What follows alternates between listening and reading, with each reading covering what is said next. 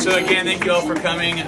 Really appreciate you sharing your beautiful evening. I mean, we should all be outside right now because it's ridiculously awesome. So yeah, just kind of quick overview. So again, Crimson Wine Group, we own all of our vineyards, and that's very important. When you own your vineyards, you control the means of production, you control how you farm, and you can really make the best product possible.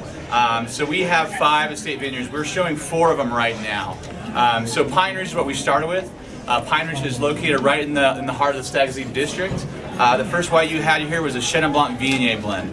So Chenin Blanc is originally from the Loire Valley of France, and Viognier is originally from the Rhone Valley of France. In France, these grapes would never meet. You would go to jail, honestly, if you blended them together. You could be thrown in jail. So America, we kind of do things our own way.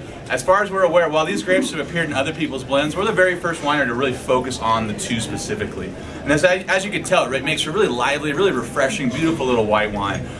For a wine that retails between $10 and $14, it's got 90 points from Robert Parker 5 years in a row.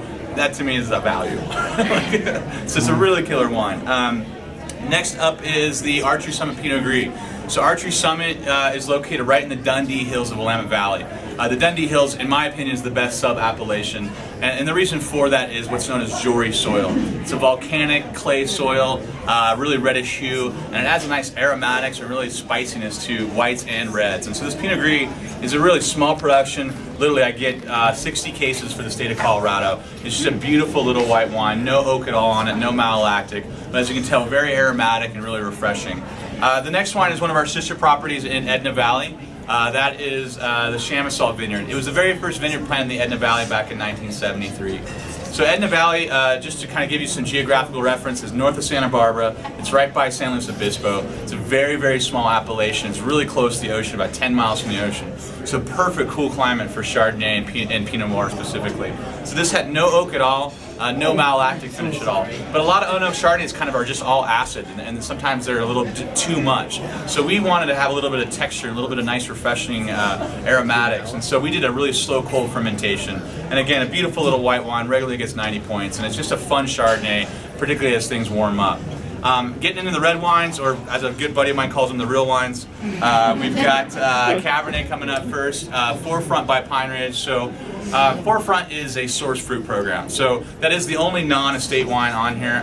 We do have some estate fruit in it, but what we do is we go year to year and find the best grapes, and it should be said grapes, not wine. A lot of people buy bulk wine and slap their label on it. We buy grapes.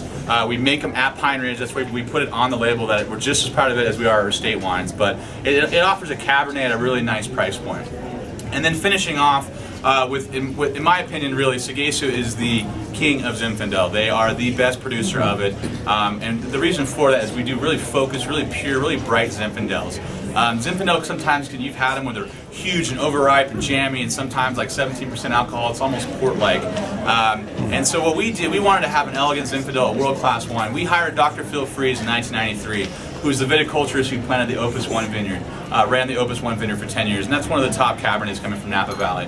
And we asked him, teach us how to farm Zinfandel as if it was first growth Bordeaux, as if it was world-class Cabernet. And no one had really done that with Zinfandel. Zinfandel can grow like a weed. It can get 10, 20 tons per acre.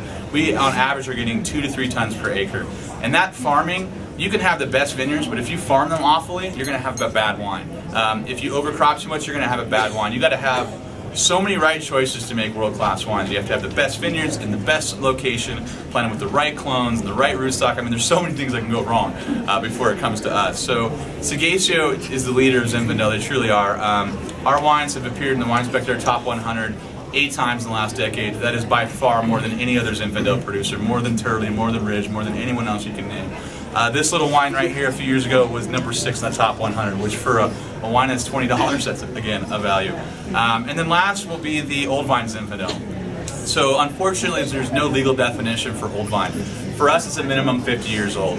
So the older the vines, as the vines get older and more mature, they produce less and less fruit. But that fruit is more concentrated, more complex, and really just the best of the best. And so that's what we're finishing off with, is the Old Vine Zinfandel. All these wines have been highly rated in the past. I don't have accolades on them currently because these are the new releases. So again, thank you very much for coming out.